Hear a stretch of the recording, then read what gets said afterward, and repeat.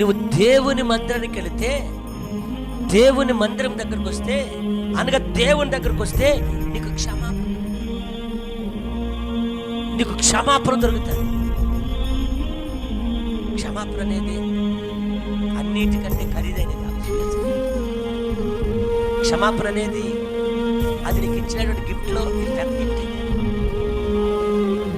క్షమించడం అనేది ఒక గొప్ప గిఫ్ట్. చాలా మంది తప్పిదాలు చేసినప్పుడు నన్ను క్షమించను అన్నప్పుడు వాళ్ళు ఏమన్నా తెలుసా? ఆ దేవుడైనా క్షమిస్తాడు కానీ నేను మాత్రం, ఆ దేవుడైనా క్షమిస్తాడు, నేను మాత్రం భర్త అవ్వచ్చు, భార్య అవ్వచ్చు, పిల్లలు అవ్వచ్చు.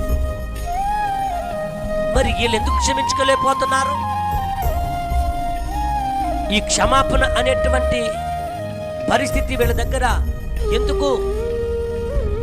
బయట వాళ్ళకి క్షమించలేనటువంటి మనసునిస్తున్నాడు.